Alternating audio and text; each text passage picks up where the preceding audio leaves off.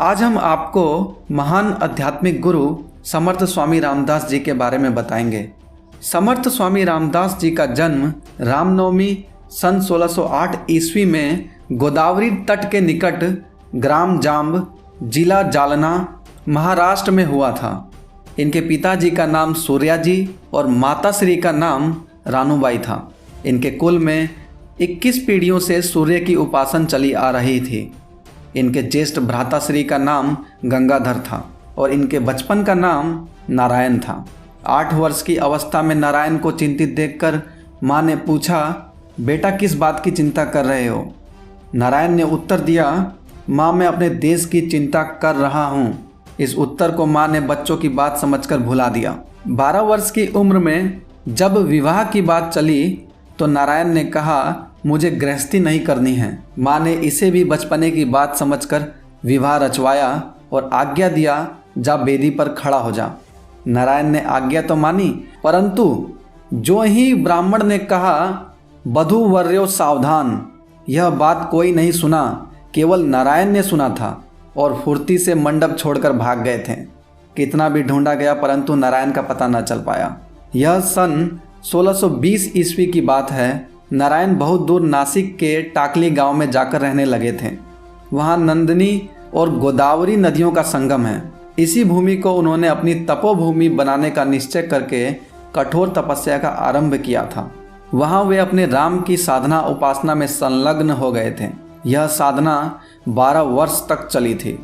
नारायण की दिनचर्या में प्रातःकाल नहा धोकर जप, आसन, व्यायाम, 1200 बार सूर्य नमस्कार करना था।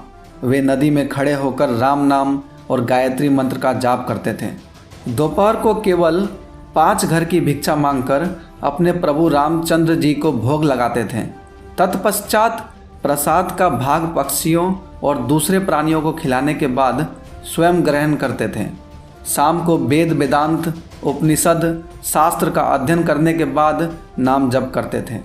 उन्होंने अपने तपस्या काल में 13 करोड़ नाम जप कर लिया था। यहीं पर प्रभु रामचंद्र जी की प्रार्थनाओं की रचना किया करते थे।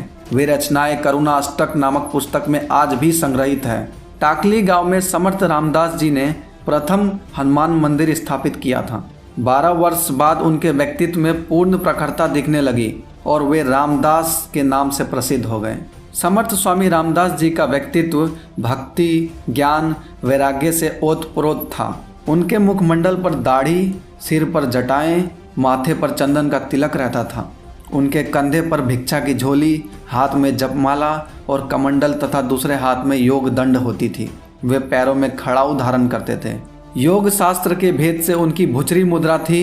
मन में राम नाम का जप चलता था और बहुत कम बोलते थे। वे संगीत के अच्छे जानकार थे। सूर्य नमस्कार करने के कारण उनका शरीर अत्यंत बलवान था। वे हमेशा चलते रहते थे। उनका निवास दुर्गम गुफाएं, पर्वत शिखर, नदी के तट तथा घने जंगलों में रहता था। एक दिन समर्थ स्वामी रामदास जी ने विचार किया कि समाज में कायरता छा गई है। पहले तो समाज से कायरता दूर करनी होगी। उनकी देह बलवान, अश्व व शस्त्र चलाने में निपुण और तीव्र बुद्धि वाली थी। वे कुशल व्यवहार और संगठन क्षमता में निपुण थे। समाज में स्वतंत्रता के विषय में वैचारिक क्रांति का अलख जगाने का कार्य उन्होंने आरंभ किया था। समर्थ रामदास जी ने वाल्मीकि रामायण को अपने हाथों से दोबारा लिखा था। उनके हस्तलेख की यह पांडुलिपि आज भी धुबलिया के SS देव संग्रहालय में सुरक्षित है। समर्थ रामदास जी के हजारों शिष्य और अंबाजी उनकी हर प्रकार से सेवा करते थे और उनके बचपनों को कलमबद्ध करते थे। हम आपको बता दें, समर्थ स्वामी रामदास जी के महान शिष्य छत्रपति शिवाजी महाराज थे। अगर आप समर्थ स्वामी रामदास जी का छत्रपति शिवाजी से मिलन और उनके गुणों के बारे में और भी जानना चाहते हैं तो हमें कमेंट करके ज़रूर बताएं।